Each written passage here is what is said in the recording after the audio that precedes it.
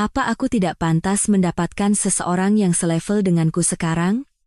Mana mungkin aku membawa-bawa perempuan kampungan dan dekil sepertimu kemana-mana.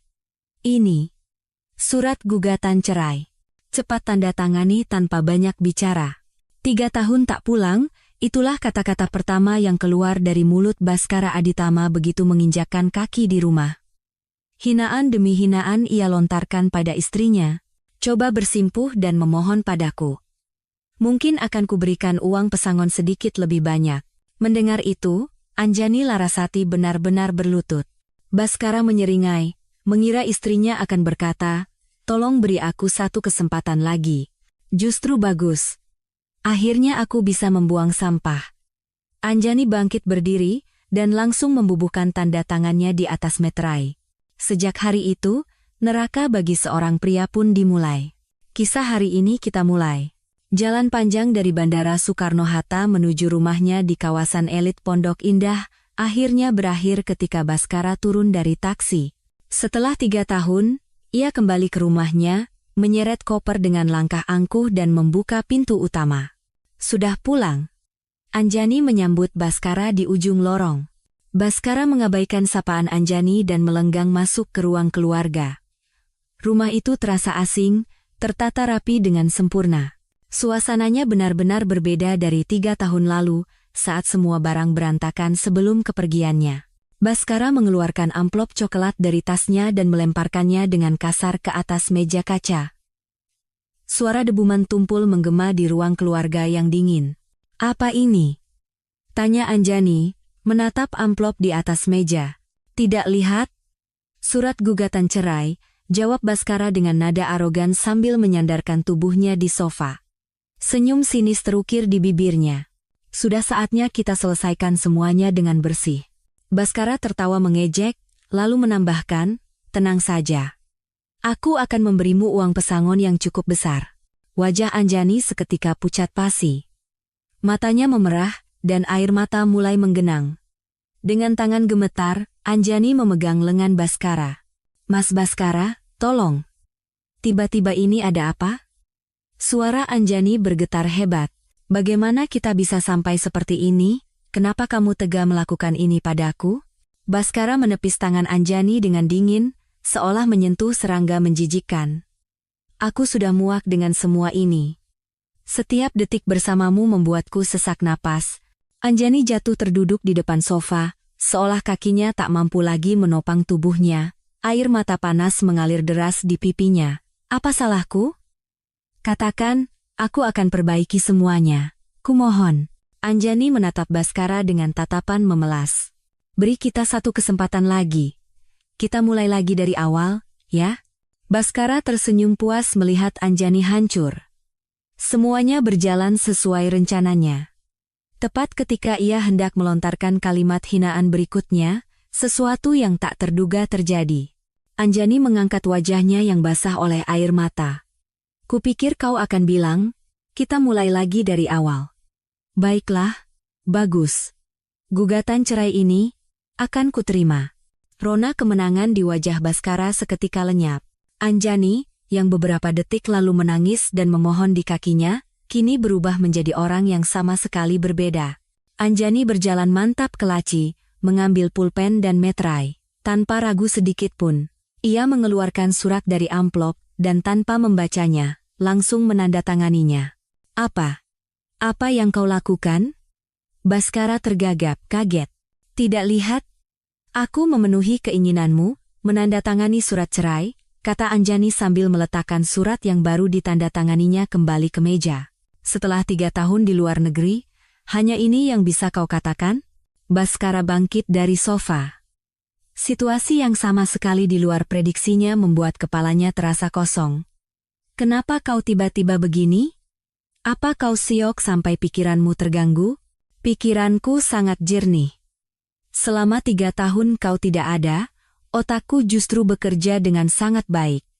Anjani menepuk-nepuk kerah blazernya dengan ringan. Pandangan Baskara terpaku pada bros yang tersemat di blazer Anjani. Bros dengan desain unik itu berkilau indah di bawah cahaya lampu. Bros apa itu? Aku belum pernah melihatnya. Tanya Baskara sambil menunjuk bros itu. Oh, ini?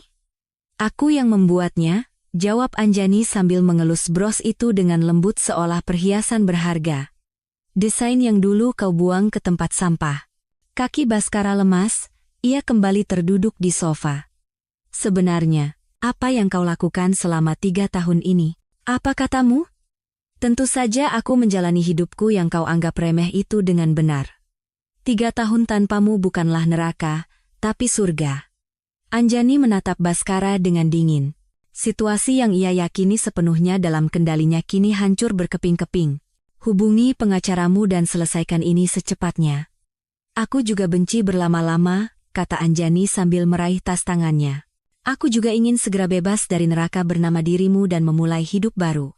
Suara ketukan sepatu hak tinggi Anjani saat berjalan menuju pintu depan memenuhi ruang keluarga. Baskara hanya bisa menatap kosong pada tanda tangan yang jelas di atas meja. Mau kemana? Baskara berhasil memaksakan suaranya keluar. Kantor. Hari ini ada rapat yang sangat penting, jawab Anjani santai sambil mengenakan sepatunya di depan pintu. Kantor? Kantor apa? Kantorku, Alara Designs. Anjani memegang gagang pintu dan berbalik. Oh, ngomong-ngomong, kau ingat tanah warisan orang tuaku yang kau anggap tak berguna itu? Anjani tersenyum sinis. Sudah kujual untuk modal mendirikan perusahaan. Omzetnya lumayan sekarang. Baskara bangkit dan menghampiri Anjani. Apa? Tanah tidak berguna itu? Tidak berguna? Padahal itu masuk dalam kawasan pengembangan kota mandiri baru. Anjani mendengus. Banyak sekali yang tidak kau ketahui, Baskara Aditama. Pintu depan terbuka. Di luar, sebuah sedan mewah sudah menunggu. Mobil itu. Mobil apa? Tanya Baskara menunjuk mobil itu. Mobil dinas perusahaan. Ada sopir pribadinya juga. Wajah Baskara pucat pasi. Pintu depan tertutup dengan suara keras. Sendirian di ruang keluarga, kaki Baskara tak kuat lagi menopang tubuhnya hingga ia jatuh terduduk di lantai. Dari jendela, ia bisa melihat mobil yang ditumpangi Anjani menjauh. Sendirian di rumah yang kosong, Baskara melihat sekeliling. Perabotan asing dan interior yang berubah total. Matanya tertuju pada sebuah plakat yang tergantung di dinding. Direktur Utama Alara Designs, Anjani Larasati. Baskara membeku di depan plakat itu. Untuk pertama kalinya, ia menyadari bahwa situasi telah sepenuhnya lepas dari kendalinya. 3 tahun lalu, sebulan setelah Baskara berangkat ke luar negeri, Anjani tidak bisa melakukan apapun. Ia hanya duduk termenung di sofa ruang keluarga, menatap layar televisi yang menyala. Tiba-tiba, ponselnya berdering keras. Halo, selamat siang, dengan Ibu Anjani Larasati? Kami dari agen properti Nusantara Realty. Suara pria asing terdengar dari seberang telepon. Iya, benar. Ada apa ya? Ibu, apakah Ibu ingat tanah di kawasan Puncak, Bogor, yang diwariskan atas nama orang tua Ibu? Anjani seketika bangkit. Itu adalah satu-satunya warisan dari almarhum orang tuanya, tanah yang selalu diremehkan Baskara sebagai aset tak berguna. Iya, saya ingat. Kenapa dengan tanah itu? Seluruh area di sekitar sana telah ditetapkan sebagai kawasan pengembangan kota mandiri baru. Remote TV jatuh dari genggaman Anjani. Benarkah? Benar, Bu. Proses ganti rugi akan segera berjalan, dan nilai kompensasinya jauh lebih tinggi dari perkiraan. Agen itu menyebutkan nominalnya dengan suara pelan. Anjani tidak percaya dengan apa yang didengarnya. Sebanyak itu? Posisi tanah Ibu sangat strategis. Nilainya bisa beberapa kali lipat dari harga pasar. Selamat ya, Bu. Setelah menutup telepon, Anjani duduk terpaku di sofa untuk waktu yang lama. Begitu sadar, ia mulai mengobrak-abrik tumpukan dokumen yang ditinggalkan Baskara berantakan. Akhirnya, di dalam sebuah map berdebu, ia menemukan surat-surat tanah itu. Beberapa bulan kemudian, angka dengan banyak nol tercetak di buku tabungan Anjani. Pegawai bank menatapnya dengan heran berulang kali. Ibu, dengan dana sebesar ini, Ibu berhak mendapatkan layanan perbankan prioritas kami. Anjani memeriksa kembali angka di buku tabungannya, berusaha menyembunyikan tangannya yang gemetar. Kembali ke rumah, Anjani seperti kesurupan naik ke gudang. Ia membuka satu persatu kotak-kotak berdebu. Akhirnya, ia menemukan sebuah kotak tua berisi peralatan desainnya. Di sini rupanya kau, gumam Anjani. Saat kotak itu dibuka, buku-buku sketsa yang usang, pensil warna, dan berbagai peralatan lainnya terlihat. Benda-benda yang pernah disebut sampah oleh Baskara. Anjani membawa kotak itu dengan hati-hati ke sebuah kamar kecil yang tidak pernah dipakai Baskara. Ia membersihkan meja, lalu menata peralatannya satu persatu. Malam semakin larut, tapi Anjani masih duduk di depan buku sketsanya. Suara gesekan pensil di atas kertas mengisi keheningan kamar. Desain-desain bros yang indah mulai bermekaran di atas kertas. Ya, ini sudah cukup bagus, gumamnya sambil menyempurnakan desainnya. Menjelang fajar, desain yang sangat ia sukai akhirnya selesai. Keesokan harinya, Anjani menyalakan laptopnya. Ia menghabiskan malam mencari cara membuat toko online. Meskipun kikuk, ia mengikuti setiap langkah hingga berhasil membuat situsnya sendiri. Alara Designs. Pakai nama ini saja. Anjani mengetik di keyboard. Nama yang diambil dari inisialnya, satu-satunya di dunia. Ia segera pergi ke pasar ASMK untuk membeli bahan. Dengan teliti ia memilih batu-batu berkilauan dan bahan logam. Pak, ini harganya berapa? Yang itu 10.000 per buah, Mbak. Mau ambil berapa? Saya ambil 100 dulu, Pak. Pedagang itu menatap Anjani dengan heran. Kembali ke rumah, Anjani langsung mulai membuat bros. Jarinya tergores alat kecil hingga berdarah, tapi ia tidak merasakan sakit. Akhirnya, karya pertamanya selesai. Anjani mengangkat bros itu ke bawah cahaya lampu. Melihat kilauannya yang memukau, senyum merekah di bibirnya. Mas Baskara akan bilang apa ya kalau lihat ini? Mengingat nama itu, raut wajahnya seketika mendingin. Tidak, aku tidak perlu memikirkan orang itu lagi, dia yang meninggalkanku. Ia memotret produk pertamanya dengan teliti dan mengunggahnya ke toko online. Setelah menulis deskripsi dan menetapkan harga, ia menekan tombol publikasikan. Seminggu berlalu. Setiap hari Anjani memeriksa halaman pesanan, tapi layar itu selalu kosong. Ternyata memang tidak mudah, desahnya. Tepat pada saat itu, nada notifikasi ceria berbunyi dari ponselnya. Pesanan masuk. Anjani melompat seperti pegas. Pesanan pertama yang ditunggu-tunggu akhirnya datang. Benarkah? Benar-benar ada yang memesan? Anjani bersorak gembira seperti anak kecil dan mulai mengemas pesanan. Ia memasukkannya ke dalam kotak dengan sangat hati-hati agar tidak tergores, bahkan menambahkan surat tulisan tangan. Dalam perjalanan pulang setelah mengirim paket, Anjani memeriksa kembali buku tabungannya. Uang yang masih terasa seperti mimpi itu masih utuh. Dengan uang ini, apalagi yang bisa kulakukan? Anjani berhenti melangkah, tenggelam dalam pikirannya. Benar, daripada hanya menunggu, aku harus berinvestasi di pemasaran. Anjani segera mendatangi sebuah agensi periklanan dan berkonsultasi tentang pemasaran digital. Ibu Direktur, dengan anggaran sebesar ini, kami jamin hasilnya akan sangat signifikan, kata seorang staf sambil menunjukkan proposal dengan percaya diri. Kembali ke rumah, Anjani masuk lagi ke ruang kerjanya. Ia harus menciptakan lebih banyak desain. Ia bekerja siang dan malam. Sejak saat itulah, ponselnya tak henti-hentinya berdering. Notifikasi pesanan. 1, 2, 10, 20. Ya Tuhan, secepat ini? Anjani menatap daftar pesanan dengan tak percaya. Efek pemasaran bekerja dengan sangat cepat. Anjani memesan bahan bertumpuk-tumpuk. Untuk mempercepat produksi, ia bekerja siang dan malam, tangannya melepuh dan pergelangan tangannya sakit, tapi ia tidak berhenti. Sebulan berlalu. Untuk pertama kalinya, pendapatan mulai masuk ke rekening Anjani, meskipun masih kecil, nilainya terasa tak ternilai. Ini benar-benar uang hasil kerjaku sendiri? Anjani meneteskan air mata haru sambil menatap buku tabungannya. Itulah saat pertama kali ia berhasil mencapai sesuatu dengan kekuatannya sendiri. Anjani menginvestasikan kembali seluruh keuntungannya ke dalam bisnis. Ia membeli bahan yang lebih baik dan peralatan baru tanpa ragu. Suatu malam, Anjani mengeluarkan foto dirinya dengan Baskara dari laci yang dalam. Di dalam foto, mereka terlihat lebih bahagia dari siapapun di dunia. Kau meremehkanku.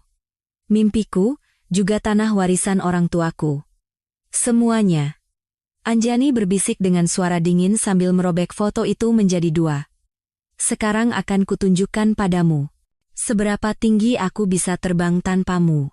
Anjani melempar sobekan foto itu ke tempat sampah tanpa penyesalan. Lalu ia kembali ke meja kerjanya. Jam menunjukkan pukul 3 dini hari. Anjani masih sibuk membuat bros yang indah. Lelah, tapi ia tidak boleh menyerah. Seperti itulah, balas dendam Anjani dimulai. Diam-diam, namun membara. Kembali ke masa kini. Ruang rapat di sebuah kantor hukum dipenuhi udara dingin. Baskara dan pengacaranya sudah tiba lebih dulu, duduk dengan angkuh. Tak lama, pintu terbuka dan Anjani masuk. Maaf saya terlambat. Anjani, dalam setelan kerja yang rapi, sedikit menundukkan kepala. Di belakangnya, seorang pria paruh baya berpenampilan tajam mengikuti. Saya Tirtayasa. Kata pengacara itu sambil menyerahkan kartu namanya kepada pengacara Baskara. Pengacara Baskara menerima kartu nama itu dan mengangkat alisnya sedikit. Baik, mari kita mulai negosiasi pembagian harta Gonogini hari ini, kata pengacara Baskara dengan percaya diri sambil mengeluarkan dokumen. Klien kami, Bapak Baskara Aditama, menawarkan uang pesangon sebesar 500 juta rupiah. Baskara melipat tangannya dan menatap Anjani. Ekspresinya seolah berkata, seharusnya kau bersyukur dengan jumlah itu. Mengingat posisi Ibu Anjani sebagai ibu rumah tangga, kami sudah memberikan kelonggaran khusus dengan nominal ini, tambah pengacara Baskara. Tepat pada saat itu, Pak Tirtayasa meletakkan map tebal yang dibawanya ke atas meja. Suara bruk memecah keheningan ruang rapat. Apa ini? Tanya pengacara Baskara, kaget. Catatan kegiatan Bapak Baskara di luar negeri selama 3 tahun terakhir. Pak Tirtayasa membuka map itu. Halaman pertama berisi bukti reservasi hotel mewah, Maret 2021, kamar suite di sebuah villa mewah di Seminyak, Bali, begitu, kan? Pak Tirtayasa membalik halaman berikutnya dengan datar. Tapi di tanggal yang sama, ada satu orang lagi yang check-in. Halaman berikutnya berisi foto yang jelas. Baskara dan seorang wanita muda berdiri mesra di lobi hotel. Wajah Baskara seketika menegang. Bagaimana bisa kalian mendapatkan ini? Ini adalah data yang kami kumpulkan secara konsisten selama 2 tahun terakhir melalui firma investigasi profesional, jawab Pak Tirtayasa dengan tenang. Tentu saja semuanya didapatkan dengan cara yang legal. Dari tangan Pak Tirtayasa, lebih banyak dokumen dikeluarkan. Struk restoran, bukti pembelian hadiah, catatan penggunaan kartu kredit. Di sini, Anda bisa lihat bukti pembelian tas mewah, kata Pak Tirtayasa menunjuk salah satu struk. Pembelinya Bapak Baskara, penerimanya wanita lain. Pengacara Baskara menatap kliennya dengan wajah pucat. Baskara hanya bisa menggigit bibir tanpa berkata apa-apa. Dan ini adalah rincian rekening tersembunyi milik Bapak Baskara. Pak Tirtayasa mengeluarkan dokumen baru dan mendorongnya ke tengah meja. Ada dana dalam jumlah yang cukup besar di rekening pribadi atas nama Anda di Singapura. Itu dana perusahaan. Seru Baskara tak tahan lagi, ia bangkit berdiri. Oh, jadi Anda menyimpan dana perusahaan di rekening pribadi di luar negeri? Tanya Pak Tirtayasa sambil membetulkan kacamatanya. Itu bisa dianggap penggelapan atau penghindaran pajak, bukan? Anjani hanya duduk diam menyaksikan semua itu. Tidak ada emosi yang terlihat di wajahnya. Kami berencana menyerahkan semua bukti ini ke pengadilan, kata Pak Tirtayasa sambil merapikan mapnya. Jadi, Anda pasti paham kalau uang pesangon 500 juta itu sama sekali tidak masuk akal, kan? Pengacara Baskara tampak kebingungan, membolak-balikkan dokumen dengan gugup. Dan ada satu hal lagi. Pak Tirtayasa mengeluarkan dokumen terakhir. Ini adalah rincian dana hasil penjualan properti di Bogor yang diwarisi oleh Ibu Anjani. Barulah Anjani membuka mulut untuk pertama kalinya. Uang itu kugunakan untuk memulai bisnis. Bisnis apa? Tanya Baskara dengan kesal. Alara Designs, perusahaanku. Anjani mengeluarkan kartu nama dari tasnya dan meletakkannya dengan tenang di atas meja. Seperti yang Anda lihat, omzetnya sudah cukup besar. Pak Tirtayasa membentangkan laporan keuangan perusahaan di depan Baskara. Semua ini dimulai dari harta bawaan Ibu Anjani, jadi tidak termasuk dalam objek pembagian harta Gonogini. Baskara merebut dokumen itu. Angka-angka yang sulit dipercaya tertulis rapi. Ini semua benar? Ya, benar, jawab Anjani datar. Perusahaan yang kubangun dengan bakat yang kau anggap sampah dan tanah orang tuaku yang tak pernah kau lirik. Tangan Baskara gemetar hebat, bahkan untuk memegang selembar kertas pun ia tak mampu. Jika negosiasi ini sulit, kita bertemu di pengadilan saja, kata Pak Tirtayasa sambil membereskan dokumen dan bangkit dari kursi. Kami siap menyerahkan semua bukti yang kami miliki. Anjani juga bangkit. Ia menatap Baskara yang hancur sekali lagi dengan dingin, lalu berbalik tanpa ragu. Tunggu. Baskara memanggil Anjani dengan suara panik. Sejak kapan? Sejak kapan kau menyiapkan semua ini? Sejak sehari setelah kau meninggalkanku, jawab Anjani tanpa berbalik. Selama 3 tahun, tak sehari pun aku berhenti. Pintu ruang rapat tertutup. Baskara jatuh terduduk di kursinya. Pak Direktur, sekarang bagaimana? Tanya pengacaranya dengan wajah memelas. Baskara tidak bisa menjawab. Ia sadar, semuanya kini berada dalam genggaman Anjani. Keluar dari kantor hukum, Baskara langsung menelepon akuntannya. Cek rekeningku di luar negeri sekarang juga. Pak Baskara, gawat. Rekening itu sedang diselidiki. Kaki Baskara lemas. Apa? Ada panggilan dari Direktorat Jenderal Pajak. Mereka juga sudah datang ke kantor. Ponsel terlepas dari genggaman Baskara dan jatuh hancur di lantai koridor. Baskara berlari seperti orang gila ke tempat parkir. Begitu masuk ke mobil, ia memukul setir dengan tinjunya. Sialan, Anjani. Sialan. Teriakan penuh amarah menggema di dalam mobil yang sempit. Anjani tahu segalanya dari awal hingga akhir. Baskara menatap gedung kantor hukum dari kaca spion. Anjani dan Pak Tirtayasa berjalan keluar bersama, senyum tipis terukir di wajah Anjani. Tidak. Bukan begini seharusnya. Ini tidak mungkin terjadi. Baskara bergumam seperti orang gila. Tapi semuanya sudah terlambat. Balas dendam Anjani baru saja dimulai. Baskara akhirnya sadar, ia telah masuk ke dalam perangkap yang dirancang dengan sempurna. Di suatu sore, ketika gugatan cerai mereka berlarut-larut, Anjani sedang sibuk dengan desain baru di kantornya. Tiba-tiba, sebuah notifikasi email muncul di layar laptopnya. Email yang mencurigakan tanpa nama pengirim. Judulnya, informasi mengenai Direktur Baskara Aditama. Anjani ragu sejenak, lalu membuka email itu. Saya adalah karyawan di perusahaan yang dijalankan oleh Direktur Baskara Aditama. Saya memiliki bukti penting yang bisa membantu Anda. Anjani bersandar di kursinya, menatap layar. Ia berpikir berhari-hari. Bisa saja ini adalah jebakan yang dibuat Baskara. Tidak. Lebih baik aku menemuinya. Anjani membalas singkat. Pihak pengirim memilih sebuah kafe di gang sepi di Kemang sebagai lokasi pertemuan. Pada hari yang ditentukan, Anjani tiba lebih awal dan duduk di sudut kafe menunggu. Kring! Pintu kafe terbuka. Seorang pria berusia 50-an masuk. Pria itu mengamati sekeliling, menemukan Anjani, lalu mendekat dengan hati-hati. Permisi, apakah Anda Ibu Anjani? Iya, benar. Saya Budi Santoso, manajer di tim akuntansi. Pak Budi menyerahkan kartu namanya dengan tangan gemetar. Anjani memeriksanya dan mengangguk pelan. Langsung ke intinya saja. Kenapa Anda mencari saya? Saya tidak bisa hanya diam dan melihat lagi, kata Pak Budi sambil membasahi bibirnya yang kering dengan kopi. Direktur Baskara sedang menghancurkan perusahaannya. Perusahaan yang ia bangun dengan tangannya sendiri. Anjani mencondongkan tubuhnya.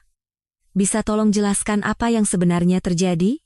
Pak Budi mengeluarkan setumpuk dokumen tebal dari tasnya dan memberikannya kepada Anjani secara diam-diam di bawah meja. Ini adalah bukti penggelapan dana perusahaan yang jelas. Anjani membuka dokumen itu. Angka-angka rumit berjejer rapat. Lihat bagian ini, kata Pak Budi menunjuk satu baris. Dia membuat perusahaan fiktif seolah-olah ada transaksi, lalu menarik uangnya. Berapa jumlahnya? Yang saya temukan saja sudah lebih dari 30 miliar rupiah. Tatapan Anjani menajam. Di mana uang itu sekarang? Sebagian besar mengalir ke wanita simpanannya. Pak Budi mengeluarkan selembar foto lagi dari sakunya. Foto Baskara dan seorang wanita asing tersenyum mesra di sebuah restoran mewah. Akhir-akhir ini, penggelapannya semakin berani, desah Pak Budi. Kalau begini terus, perusahaan bisa bangkrut. Karyawan yang tidak tahu apa-apa bisa kehilangan pekerjaan. Anjani memeriksa kembali dokumen itu dengan teliti. Laporan keuangan dengan analisis tajam itu menunjukkan kondisi yang gawat. Dengan data ini, perusahaan tidak akan bertahan lebih dari 3 bulan. Benar. Saya sudah mengabdikan 20 tahun hidup saya di perusahaan ini.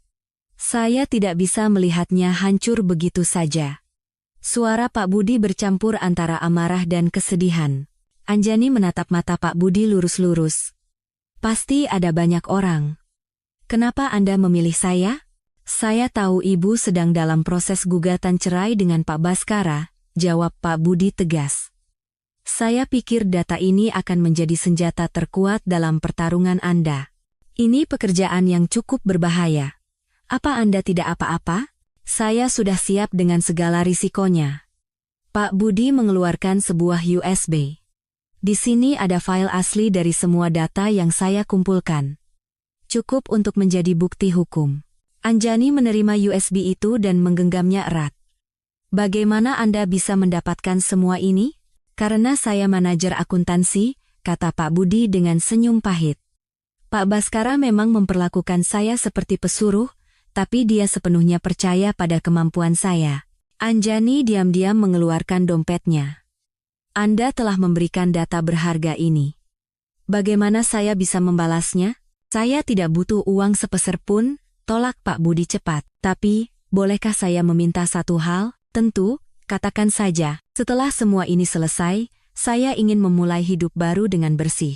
Anjani berpikir sejenak, lalu mengangguk. Saya akan merekomendasikan Anda ke seorang headhunter yang saya kenal untuk mendapatkan pekerjaan di perusahaan yang baik. Terima kasih banyak. Pak Budi bangkit. Tolong berhati-hatilah. Jika Pak Baskara sampai tahu, entah apa yang akan dia lakukan.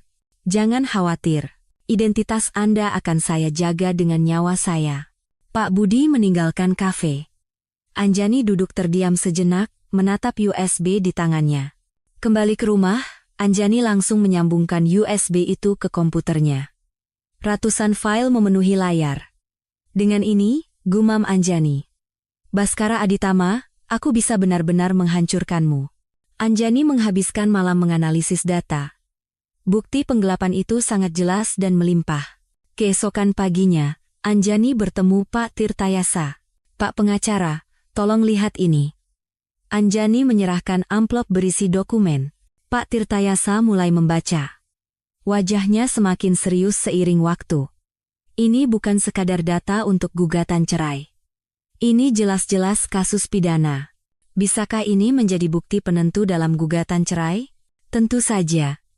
Ini adalah pukulan telak yang akan mengakhiri permainan, kata Pak Tirtayasa dengan semangat, merapikan dokumen.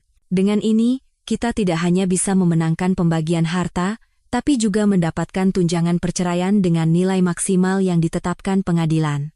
Senyum sedingin es terukir di bibir Anjani. Dan perusahaan Baskara Aditama juga bisa disita, tambah Pak Tirtayasa. Jika perusahaan bangkrut, asetnya akan dilelang. Saat itu, Anda bisa berpartisipasi dalam lelang sebagai kreditur. Lelang? Ya. Dengan kata lain, Ibu Anjani bisa mengakuisisi perusahaan itu. Anjani menatap keluar jendela, ke arah gedung perusahaan Baskara. Potongan terakhir dari teka-teki balas dendamnya telah ditemukan. Bersiaplah, kata Anjani kepada Pak Tirtayasa, permainan yang sesungguhnya baru akan dimulai. Beberapa hari kemudian, penyidik dari kejaksaan menyerbu kantor Baskara, penggeledahan dimulai atas tuduhan penggelapan dana dan penyalahgunaan jabatan. Baskara bahkan tidak sempat memahami kenapa ia ditangkap saat diseret keluar di tengah kilatan lampu kamera wartawan. Pada saat itu, Pak Budi diam-diam membolak-balik dokumen di mejanya. Anjani menyaksikan siaran langsung berita itu di kantornya. Direktur perusahaan ternama ditangkap kejaksaan atas dugaan penggelapan dana miliaran rupiah. Akhirnya, akhir dari semua ini terlihat, gumam Anjani. Ia memasukkan USB itu ke dalam laci dan menguncinya. Pedang paling tajam yang akan menembus jantung Baskara kini hanya menunggu perintah tuannya. Suasana di ruang sidang yang memulai proses gugatan pembagian harta terasa tegang. Pengacara Baskara memulai pembicaraannya. Yang Mulia Hakim, Alara Designs didirikan saat kedua belah pihak masih terikat dalam ikatan pernikahan. Pengacara itu mengangkat dokumen dengan angkuh. Ini jelas merupakan harta bersama dan sudah sepantasnya dimasukkan dalam objek pembagian. Baskara bersandar di kursinya dengan senyum sinis ke arah Anjani, yakin akan menang. Anjani tetap tenang, menatap lurus ke depan tanpa perubahan ekspresi. Tiba-tiba, pintu ruang sidang yang berat terbuka, menarik perhatian semua orang. Adrian Hartono masuk dengan setelan jas yang sempurna. Di belakangnya, 3 anggota tim hukumnya mengikuti seperti pasukan. Saksi, Adrian Hartono, kata Adrian dengan tenang saat duduk di kursi saksi. Saya adalah investor utama sekaligus ketua dewan direksi di Alara Designs. Hakim memeriksa dokumen dan bertanya, saksi, bisakah Anda menjelaskan asal-usul modal pendirian perusahaan? Adrian mengeluarkan dokumen yang telah disiapkannya. Ini adalah akta jual beli tanah yang ditandatangani pada tahun 2022. Dokumen itu segera diserahkan kepada majelis hakim. Tanah di Bogor itu adalah warisan dari orang tua Anjani. Adrian membuka dokumen berikutnya. Ini adalah bukti transfer seluruh dana hasil penjualan tanah ke rekening pribadi Ibu Anjani. Bukti transfer bank ditampilkan dengan jelas di layar proyektor. Tanggal, jumlah, dan alur dana, semuanya jelas.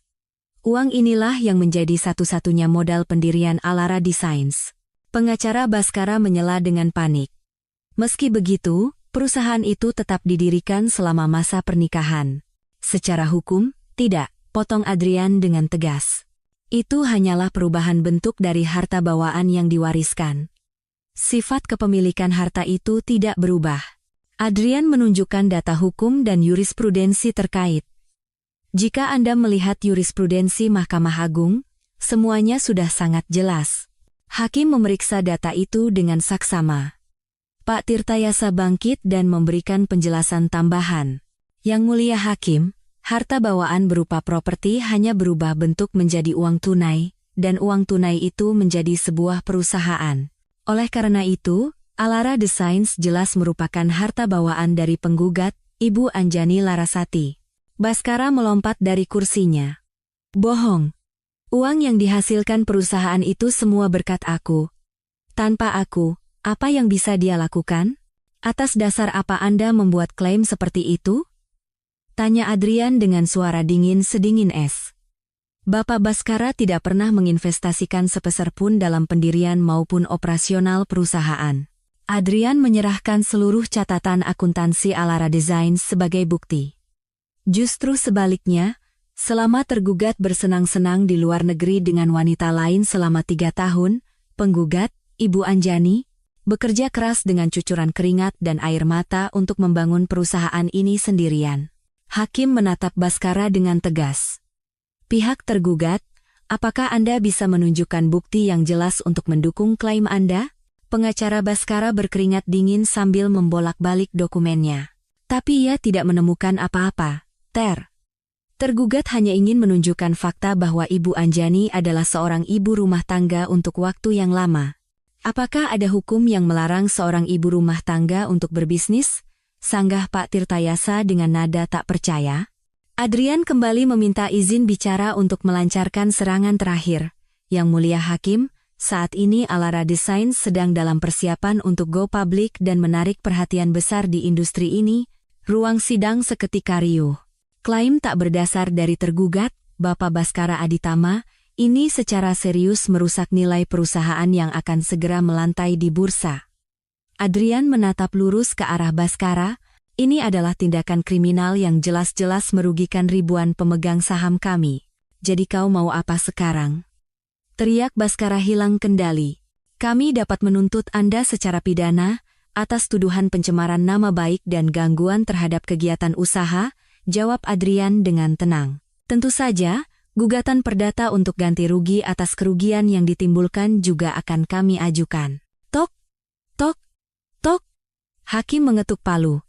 Klaim dari pihak tergugat sangat kurang memiliki dasar hukum. Hakim mulai membacakan putusannya. Pengadilan memutuskan. Alara Designs tidak termasuk dalam objek pembagian harta Gonogini. Wajah Baskara pucat pasi. Selain itu, tergugat diperintahkan untuk segera menghentikan segala tindakan yang mengganggu kehormatan dan kegiatan usaha penggugat dengan klaim-klaim tak berdasar. Jika peringatan ini diabaikan, tergugat dapat dikenai sanksi hukum. Saat keluar dari ruang sidang, langkah Baskara goyah. Di depan, Anjani dan Adrian berjalan berdampingan. Terima kasih banyak Pak Adrian, kalau bukan karena Anda, kata Anjani tulus. Bukan apa-apa, Bu Anjani. Ini semua adalah hasil kerja keras Ibu sendiri, jawab Adrian dengan senyum hangat. Permainan yang sesungguhnya baru dimulai. Sedan hitam yang mereka tumpangi meluncur mulus meninggalkan gedung pengadilan. Baskara jatuh terduduk di tangga. Pengacaranya mendekat dan menepuk bahunya. Pak Direktur, kita harus mencari cara lain. Cara apa lagi yang ada? Teriak Baskara lemah. Jujur saja Pak, sudah tidak ada cara lain. Bahkan pengacaranya pun menunjukkan ekspresi putus asa. Baskara menatap langit dengan mata kosong. Langit yang cerah tanpa awan seolah menertawakannya. Masa depannya kini hanyalah kegelapan pekat. Semua jalan telah tertutup. Baik secara hukum maupun finansial, tidak ada lagi cara untuk menyentuh Anjani. Baskara perlahan bangkit, berjalan terhuyung-huyung ke tempat parkir. Ini belum berakhir, gumamnya seperti kesurupan. Tapi tidak ada sedikit pun keyakinan dalam suaranya. Di dalam mobil, Baskara tidak bisa menyalakan mesin untuk waktu yang lama, wajahnya di kaca spion terasa asing. Di cermin itu, ada wajah seorang pecundang yang kehilangan segalanya, wajah yang belum pernah ia lihat sebelumnya. Untuk pertama kalinya, Baskara harus mengakui kekalahannya secara telak. Baskara berjalan tanpa tujuan di sebuah pusat perbelanjaan mewah, seolah jiwanya telah pergi. Konsultasi dengan pengacara, perusahaan yang diambang kehancuran, semuanya hilang dari pikirannya. Saat naik eskalator, cahaya gemerlap menarik perhatiannya. Alara Designs, Pop-up Store Grand Opening. Tulisan emas yang berkilauan. Kaki Baskara seolah ditarik magnet ke arah sana. Di tengah toko, di atas etalase berlapis beludru, sebuah bros disorot oleh lampu. Baskara mendekat seperti terhipnotis dan memeriksa label harganya.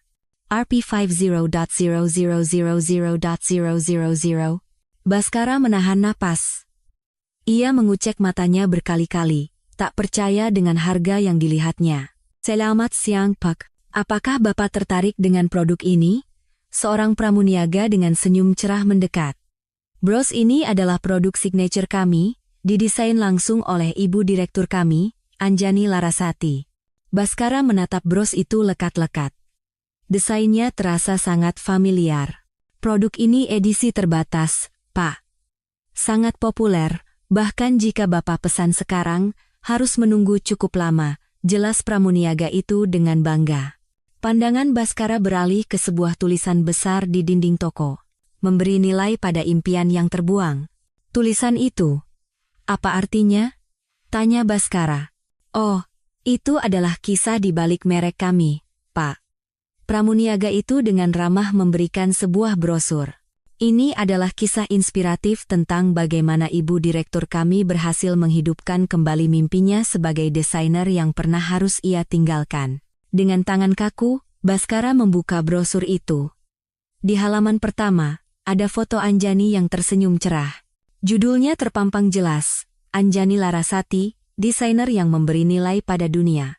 Seketika, suara masa lalunya sendiri bergema tajam di telinganya.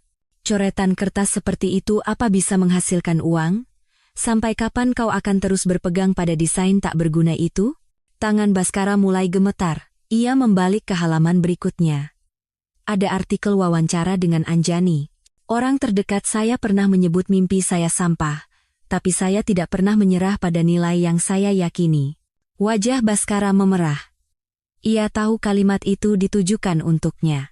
Wow, desainnya sangat istimewa dan elegan, kata seorang wanita parubaya di sebelahnya dengan kagum. Ini akan menjadi hadiah pernikahan yang sempurna untuk putri saya. Wanita itu tanpa ragu mengeluarkan kartu kreditnya dan membayar. Baskara hanya bisa menatap pemandangan itu dengan hampa. Ia teringat buku sketsa usang Anjani yang pernah ia remas dan buang ke tempat sampah. Desainnya sama persis. Gambar-gambar yang pernah dilukis Anjani semalaman dengan penuh kebahagiaan. Pak, di sebelah sana masih banyak karya ibu direktur lainnya, kata pramuniaga itu menunjuk etalase lain. Baskara melangkah. Puluhan bros dipajang seperti permata. Masing-masing berkilau indah, seolah karya seni yang lahir dari ujung jari Anjani. Ingatan masa lalu yang kejam kembali melintas di benak Baskara. Jual saja tanah tak berguna itu, lalu berjualan bros di pinggir jalan. Itu adalah kata-kata hinaan yang pernah ia lontarkan pada Anjani. Kata-kata kutukan itu kini menjadi kenyataan di depan matanya. Pak, Anda baik-baik saja? Wajah Anda pucat sekali, tanya pramuniaga itu dengan cemas. Ah, tidak apa-apa, jawab Baskara sekenanya sambil berbalik. Saat hendak meninggalkan toko, sebuah video diputar di layar besar di pintu masuk. Video peragaan busana di mana para model berjalan di runway mengenakan bros Anjani. Di akhir video, Anjani sebagai desainer muncul di panggung, disambut tepuk tangan meriah. Bruk, brosur yang dipegangnya jatuh.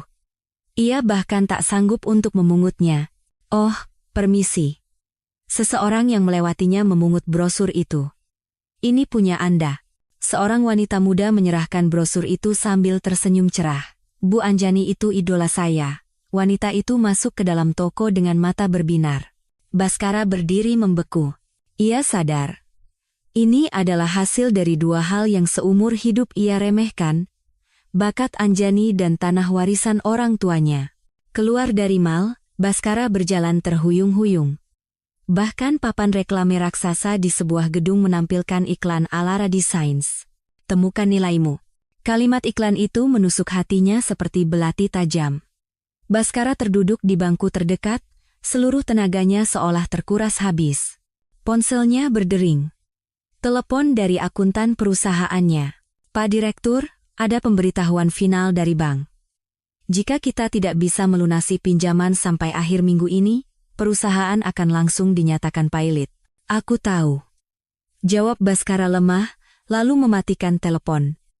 Ia tak ingin mendengar apapun lagi. Malam tiba, lampu-lampu jalan mulai menyala. Toko Alara Designs di mal itu bersinar terang. Dari kejauhan, Baskara menatap cahaya itu tanpa henti. Sesuatu yang ia sebut sampah kini bersinar begitu cemerlang, menjadi dambaan dan impian orang lain. Hancur. Harga diri Baskara remuk berkeping-keping.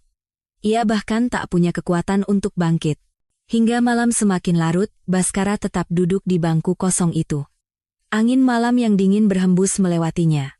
Brosur yang tergeletak di jalanan tertiup angin. Wajah tersenyum Anjani muncul dan menghilang. Baskara menutupi wajahnya dengan kedua tangan dan menunduk. Perasaan menyesal menindih dadanya seperti bongkahan besi berat. Tapi semuanya sudah sangat terlambat. Sebuah email darurat tiba di kantor Baskara. Dari mitra bisnis terbesarnya yang memegang nasib perusahaan, Grup Nusantara. Surat pemutusan kontrak. Baskara menatap layar monitor, tak percaya. Dengan wajah kusut seperti kertas, ia berteriak, "Sekretaris, sambungkan saya ke Direktur Utama Grup Nusantara sekarang juga." "Maaf, Pak." Beliau mengatakan tidak akan menerima telepon dari Bapak, jawab sekretarisnya dengan wajah ketakutan. Baskara menyambar jasnya dan langsung pergi ke kantor Grup Nusantara. Setelah menunggu 1 jam di lobi, ia akhirnya bisa bertemu dengan direktur yang bertanggung jawab. "Pak Direktur, bagaimana bisa Anda tiba-tiba memutus kontrak tanpa pemberitahuan?" tanya Baskara dengan panik. "Pak Baskara, kami hanya menemukan mitra dengan penawaran yang lebih baik," jawab direktur itu dengan dingin, seolah sudah menduga. "Siapa?" Perusahaan mana? Tidak mungkin ada yang bisa memberikan penawaran lebih baik dari kami, SV Enterprises. Wajah Baskara mengeras seperti batu. Itu. Bukankah itu anak perusahaan Alara Designs? Benar. Penawaran mereka jauh lebih baik dari perusahaan Anda. Direktur itu menunjukkan kontrak baru. Harga yang ditawarkan 20% lebih murah dari harga yang diajukan Baskara dengan susah payah. Ini tidak masuk akal. Ini namanya dumping, merusak harga pasar. Dalam dunia bisnis, ini disebut persaingan pasar, Pak Baskara. Direktur itu bangkit. Keputusan sudah final, jadi silakan Anda pulang. Saat Baskara kembali ke kantornya dengan perasaan hancur, suasana kantor seperti baru saja terkena bom. Para karyawan berkerumun menatap monitor. Sebuah berita terpampang di halaman utama situs berita bisnis. Alara Designs tanda tangani kontrak eksklusif dengan Grup Nusantara, tawarkan syarat fantastis. Kesuksesan Anjani Larasati menguasai pasar, peta industri diprediksi berubah. Baskara membanting pintu ruangannya. Ia sadar, Anjani secara sistematis menyerangnya untuk menghancurkannya. Drrt. Drrt. Telepon berdering seperti jeritan, dari mitra bisnis terbesar kedua. Pak Baskara, maaf sekali, tapi mulai bulan depan kami harus menghentikan kerjasama. Pak Suryo, kenapa tiba-tiba begini? Kami sudah menemukan pemasok dengan penawaran yang lebih baik. Maaf. Telepon ditutup begitu saja. Itu hanyalah awal. Panggilan pemutusan kontrak dari mitra-mitra bisnis lain datang bertubi-tubi. Pak Direktur, gawat. Manajer keuangan berlari masuk dengan wajah panik. Proyeksi pendapatan bulan ini anjlok hampir 90%. Baskara jatuh terduduk di kursinya. Tadi ada telepon dari bank. Mereka menuntut pelunasan seluruh pinjaman dengan segera. Tidak mungkin sekarang, coba ulur waktu. Baskara memegangi kepalanya. Dan para investor juga sudah menyatakan akan menarik semua dananya. Perusahaan itu mulai runtuh tanpa bisa diselamatkan, seperti kapal raksasa yang karam. Karyawan mulai berkemas dan pergi satu persatu. Dengan harapan terakhir, Baskara pergi ke apartemen wanita simpanannya, Bella. Ia menekan bel, tapi tak ada jawaban. Bella. Bella, ini aku. Buka pintunya. Pintu sebelah terbuka dengan kesal. Mas, Mbak yang di situ semalam sudah angkat kaki, kabur seperti maling. Ah, apa? Tanya Baskara kaget. Dia panggil mobil box besar, angkut semua barang, lalu pergi naik taksi, kayaknya punya utang. Baskara menekan kata sandi dan membuka pintu. Apartemen itu kosong. Yang tersisa hanyalah struk-struk belanja yang berserakan, semuanya dibayar dengan kartu kredit perusahaan milik Baskara. Tas mewah puluhan juta, kalung berlian, biaya liburan ke Eropa. Semuanya dibayar dengan uang perusahaan. Baskara menelepon Bella. Nomor yang Anda tuju sedang tidak aktif. Kembali ke rumah, sepucuk surat dari pengadilan menyambutnya. Seluruh rekening atas nama perusahaan telah dibekukan. Tidak. Tidak mungkin. Baskara meremas surat itu dan melemparkannya. Ia memeriksa rekening pribadinya. Saldonya sudah habis. Keesokan harinya, Baskara duduk sendirian di kantor yang kosong. Semua karyawan telah pergi, bahkan dering telepon pun sudah berhenti. Sore harinya, sebuah panggilan masuk. Dari agen penagih utang. Dengan Bapak Baskara Aditama, tenggat waktu pelunasan pinjaman Anda sudah lewat. Tolong beri saya sedikit waktu lagi, mohon Baskara. Kami tidak bisa menunggu lagi. Jika besok tidak dilunasi, kami akan langsung mengambil tindakan hukum. Telepon ditutup. Baskara menatap keluar jendela. Di seberang jalan, papan nama Alara Designs terlihat jelas. Kantor baru Anjani. Jauh lebih besar, dan lebih megah dari kantornya yang kumuh. Tangan Baskara gemetar menahan amarah. Tapi ia tak bisa berbuat apa-apa. Menjelang malam, surat lain datang dari pengadilan. Pemberitahuan final bahwa gedung perusahaannya akan dilelang. Baskara merobek-robek surat itu. Tapi kenyataan yang kejam tidak berubah. Baskara sendirian dalam kegelapan tanpa menyalakan lampu. Tiba-tiba, ponselnya berdering dari nomor tak dikenal. Dengan Bapak Baskara Aditama? Siapa ini? Kami dari kantor pajak Pratama Jakarta Selatan, bagian pemeriksaan badan usaha. Terkait dugaan penggelapan pajak, Anda diminta hadir besok pagi. Ponsel terlepas dari genggaman Baskara. Penopang terakhirnya telah runtuh. Ia sadar betapa teliti dan kejamnya Anjani merencanakan semua balas dendam ini. Tidak ada celah untuk lari. Baskara terjaga semalaman di kantor yang kosong. Bahkan saat pagi tiba, ia tak punya tenaga untuk bangkit. Matahari mulai terbit, membuat papan nama Alara Designs berkilauan menyilaukan. Baskara menatapnya kosong. Kehancurannya yang tragis, dan kesuksesan Anjani yang sempurna terlihat begitu kontras. Balas dendam itu dingin dan sempurna. Baskara Aditama telah kehilangan segalanya. Malam itu, hujan turun deras seolah menumpahkan seluruh kesedihan dunia. Baskara berdiri di lobi gedung megah Alara Designs. Dari ujung rambut hingga ujung kaki, ia basah kuyup seperti tikus tercebur. "Maaf, Pak. Jika tidak ada janji temu, Bapak harus keluar," kata seorang petugas keamanan dengan sopan tapi tegas. "Direktur Anjani Larasati." "Saya harus bertemu dengannya," kata Baskara dengan suara memelas. "Ibu Direktur sedang ada rapat penting." "Tidak apa-apa, saya akan menunggu di sini." "Tolong, saya harus bertemu dengannya." Petugas keamanan memegang lengan Baskara. Baskara menepisnya, bertahan sekuat tenaga. "Tolong, biarkan saya bertemu dengannya sekali saja. Tolong." Saat itu, pintu lift terbuka dengan suara ding. Anjani berjalan keluar bersama para direksi, sedang berbincang. "Ada keributan apa ini?" tanya Anjani pada petugas keamanan. "Maaf, Bu Direktur. Bapak ini memaksa ingin bertemu dengan Ibu." Pandangan Anjani beralih ke genangan air di lantai dan sosok pria kumal yang berdiri di atasnya. Pria yang pernah menjadi suaminya, Baskara Aditama. "Sudah, kalian semua boleh pergi," kata Anjani memberi isyarat pada petugas keamanan dan stafnya. Seketika, Baskara maju dan berlutut di depan Anjani. Suara gedebuk menggema di lantai marmer. Para karyawan yang tersisa menahan napas melihat pemandangan itu. "Anjani, aku salah, aku minta maaf."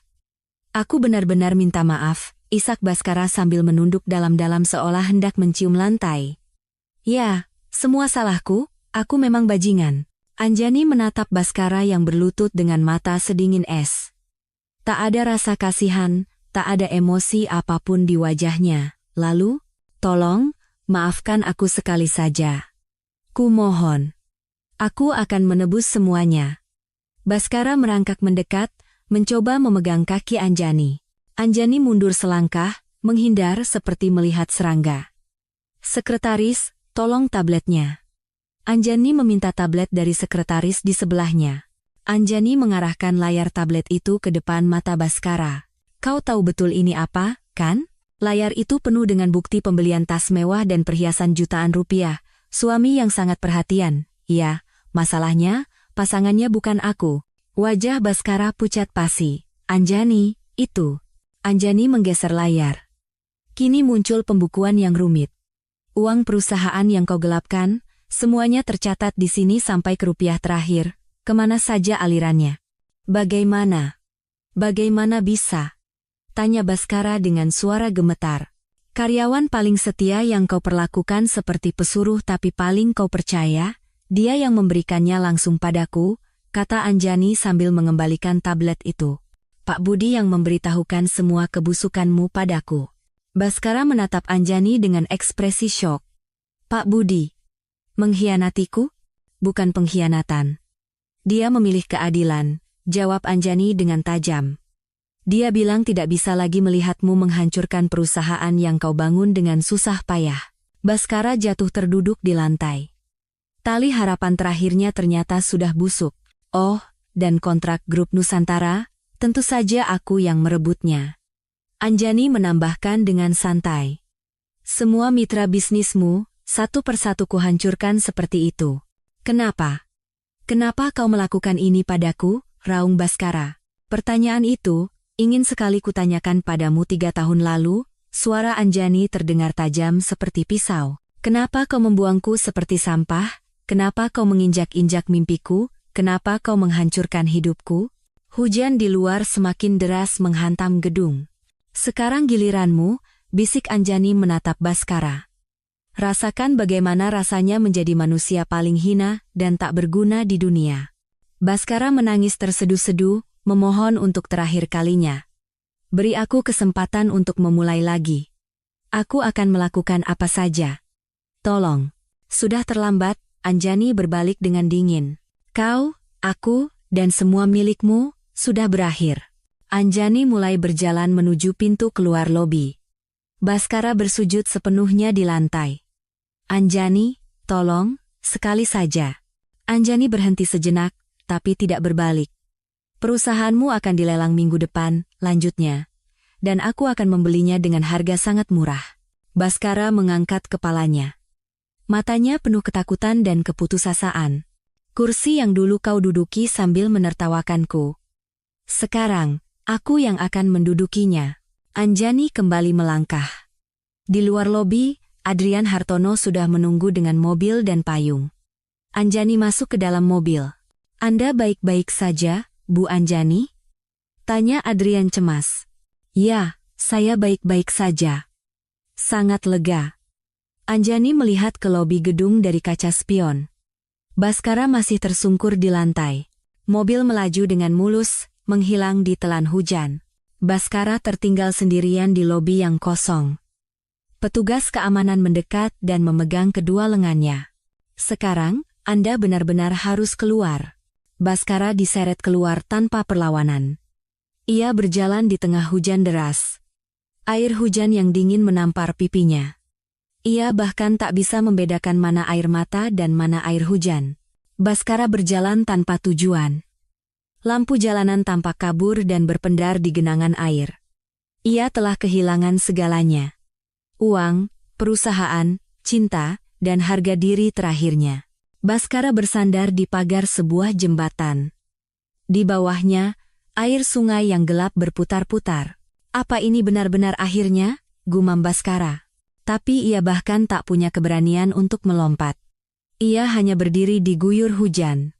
Jauh di sana, cahaya dari gedung Alara Designs terlihat, bersinar terang seperti mercusuar di tengah badai.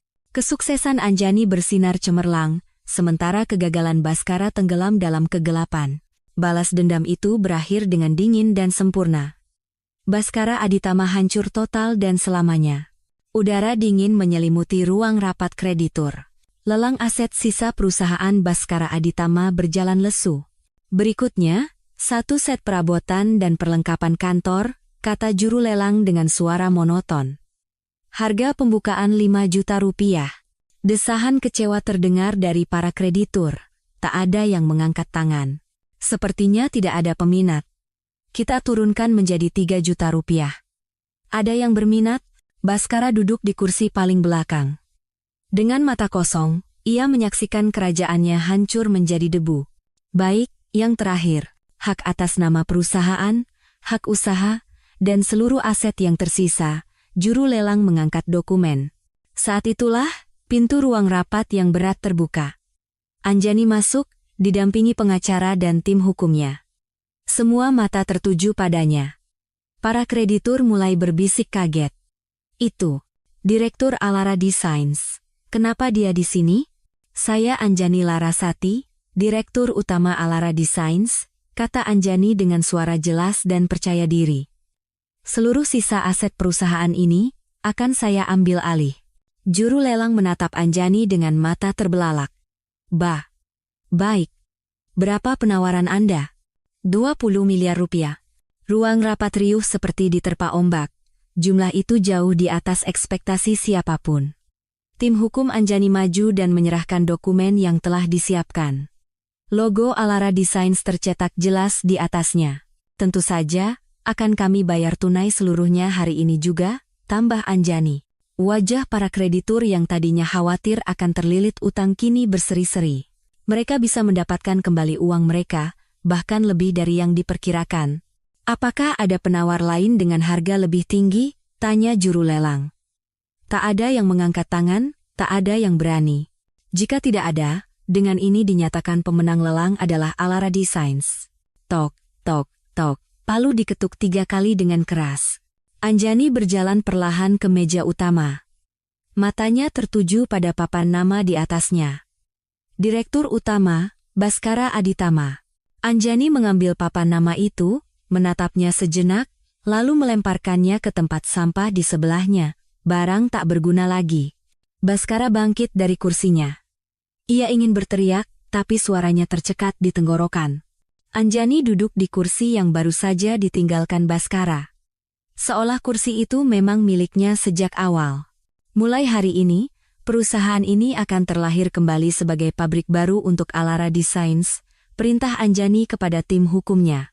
Segera buka lowongan pekerjaan, fokus pada teknisi-teknisi yang handal. Baik, Bu Direktur. Baskara berjalan terhuyung-huyung ke depan meja. Anjani, suaranya serak dan lemah. Bapak Baskara, kedepannya tolong jangan panggil nama itu sembarangan, kata Anjani dengan tatapan dingin. Anda dan saya sudah tidak punya hubungan apa-apa lagi. Anjani menandatangani lembar terakhir dokumen tanpa ragu. Seluruh proses akuisisi selesai secara resmi. Terima kasih atas kerja sama semuanya. Anjani bangkit dan mengangguk ringan kepada para kreditur. Dana yang dijanjikan akan ditransfer seluruhnya hari ini. Para kreditur bertepuk tangan meriah untuk Anjani. Anjani tersenyum anggun seperti seorang ratu. Baskara menyaksikan semua itu dengan mata kosong. Semua yang ia bangun seumur hidupnya kini telah menjadi milik Anjani. Tim keamanan, tolong antar bapak ini keluar. Beliau sekarang adalah pihak luar, kata Anjani sambil menunjuk Baskara. Area ini sekarang terlarang bagi yang tidak berkepentingan. Petugas keamanan mendekat dan mengapit Baskara. Ia tak melawan, hanya menunduk pasrah. Punggungnya terlihat sangat kecil dan menyedihkan saat keluar dari ruang rapat. Suara pintu yang tertutup seolah menjadi penanda akhir riwayatnya. Anjani mendekati jendela dan menatap keluar. Pemandangan kota ini sekarang sepenuhnya miliknya. Bu Direktur, jadwal berikutnya. Sebelum itu, mari kita lihat-lihat sebentar. Pabrik baruku. Anjani berjalan perlahan ke ruangan yang dulunya adalah ruang direktur. Barang-barang yang ditinggalkan Baskara berserakan. Anjani membuka lemari kabinet yang tidak terkunci. Sebuah foto menarik perhatiannya. Foto Baskara dan wanita simpanannya tersenyum bahagia di atas kapal pesiar. Anjani mengambil foto itu dan merobeknya tanpa ragu, lalu melemparkannya ke tempat sampah yang sama dengan papan nama Baskara tadi. Sekarang, semuanya benar-benar sudah berakhir, gumam Anjani. Di luar jendela, Baskara berjalan keluar gedung. Ia bahkan tak berani menoleh ke belakang, ke kerajaan yang pernah menjadi miliknya. Anjani berdiri di jendela, mengawasi sosoknya yang semakin mengecil seperti serangga. Balas dendam memang paling nikmat disajikan dingin, gumam Anjani dengan senyum puas. Seolah menandai akhir sebuah drama, matahari bersembunyi di balik awan. Bayangan gelap menyelimuti wajah Anjani. Momen ketika balas dendamnya tercapai dengan cara yang paling sempurna dan paling kejam. Baskara Aditama kehilangan segalanya. Anjani Larasati memiliki segalanya. Takdir keduanya telah tertukar dengan sempurna. Epilog. 1 tahun kemudian. Di sebuah pesta rooftop mewah di puncak gedung tertinggi di Jakarta, alunan musik merdu mengalir. Anjani Larasati memegang gelas sampahnya, menatap pemandangan malam kota di bawahnya. Selamat, Bu Anjani, kata Adrian Hartono, mendekat dan menyentuhkan gelasnya. Akhirnya ekspansi global terwujud, ya? Sungguh luar biasa. Terima kasih. Kami akan membuka gerai internasional pertama kami di Paris dan New York, jawab Anjani dengan senyum cemerlang. Saat itu, notifikasi muncul di ponselnya. Alara, lolos tinjauan awal pencatatan saham di BEI. Lihat ini. Go public sudah di depan mata, kata Adrian gembira. Benar-benar seperti mimpi, kata Anjani menatap gemerlap lampu kota. 3 tahun lalu, saya tidak pernah membayangkan akan berdiri di tempat seperti ini. Justru karena ada rasa sakit di masa lalu, momen ini terasa lebih berharga. Anjani meletakkan gelasnya. Benar. Sekarang saya ingin melupakan masa lalu, dan hanya melihat masa depan yang saya bangun dengan tangan saya sendiri. Para desainer ternama dan investor besar mulai berdatangan, mengerumuni Anjani untuk memberikan selamat. Ibu Direktur Anjani, sebuah kehormatan bisa bertemu langsung, sapa seorang buyer dari department store ternama di Paris. Kami sangat ingin membawa merek Anda ke gerai utama kami. Anjani dengan mahir bertukar kartu nama dan berbincang. Peluang-peluang baru datang tanpa henti. Pada saat yang sama, di sebuah mes pabrik di kawasan industri Cikarang, jauh dari Jakarta. Baskara Aditama menuangkan air panas ke dalam mie instan cup. Ia duduk di meja reyot yang berminyak. Uap panas menyapu wajahnya yang lelah. "Woi, Baskara." Seorang rekan sekamarnya menggedor pintu dengan kasar. "Besok pagi harus berangkat lebih pagi. Ada pesanan besar dari Alara Designs." "Iya," jawab Baskara dengan suara lemah. Ironisnya, ia bekerja di gudang logistik milik Alara Designs, hidup seperti tahanan dari hari ke hari. Lihat ini. Bros keluaran terbaru mereka, keren banget, kan?" Rekannya menyodorkan ponsel. "Produk baru Alara. Gila, cantik banget. Pengen beli yang KW-nya aja deh." Baskara melirik layar itu. Produk yang didesain oleh Anjani, yang pernah ia sebut sampah. "Halah, mahal. Kita mana bisa beli? Orang kayak kita seumur hidup cuma bisa lihat doang kali ya," kata rekannya sambil berdecak. Baskara menunduk dalam diam. Mie di dalam cupnya sudah mengembang. Jam pulang tiba. Baskara berjalan di jalanan gelap menuju halte bus. Di papan iklan halte, sebuah iklan raksasa yang menyilaukan terpampang. Wajah Anjani dengan senyum paling bahagia. "Anda juga bisa menjadi istimewa, Alara Designs." Baskara buru-buru memalingkan wajah, tak sanggup menatap iklan itu. Bus datang. Ia duduk di kursi paling belakang.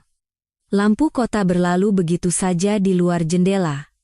Di suatu tempat, iklan Anjani terlihat lagi. Baskara memejamkan matanya erat-erat, tapi wajah tersenyum Anjani justru semakin jelas di balik kelopak matanya. Ia turun di halte terakhir dan berjalan menuju mes yang kumuh. Begitu menyalakan lampu, lingkaran merah di kalender dinding menarik perhatiannya. Hari gajian.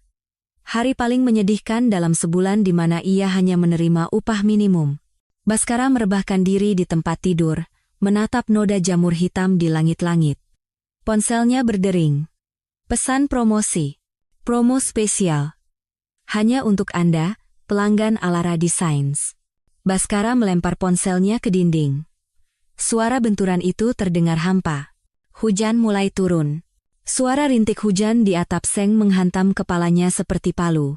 Baskara memejamkan mata, tapi tak bisa tidur. Masa lalu datang seperti ombak. Wajahnya yang arogan seolah memiliki dunia. "Maaf, Anjani. Aku minta maaf," gumamnya dalam gelap, terisak. Tapi tak ada yang mendengar permintaan maafnya. Subuh tiba. Baskara tak tidur sedikit pun. Ia bangkit dan mengenakan seragam kerja yang kotor. Di cermin, seorang pria asing berdiri. Pria tua yang kumuh dan putus asa. Dalam perjalanan ke pabrik, berita pagi diputar di layar besar di persimpangan jalan.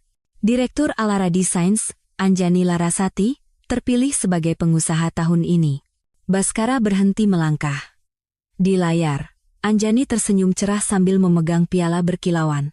Kunci kesuksesan adalah semangat pantang menyerah. Suara Anjani yang tegas terdengar dari pengeras suara. Penting untuk mengubah kesulitan yang datang menjadi peluang, bukan keputusasaan. Baskara kembali berjalan dengan langkah berat. Asap kelabu mengepul dari cerobong pabrik di kejauhan. Satu lagi hari yang penuh keputusasaan dimulai. Hari yang terasa tak akan pernah berakhir baginya. Anjani Larasati meraih mimpinya yang cemerlang. Baskara Aditama terperangkap dalam puing-puing mimpi yang ia tendang sendiri. Takdir keduanya bersimpangan selamanya, terpisah begitu jauh hingga tak mungkin kembali. Keangkuhan satu orang dibayar mahal dengan kehancurannya sendiri. Air mata satu orang berubah menjadi permata kesuksesan yang memukau. Terkadang, kita melupakan nilai orang terdekat kita.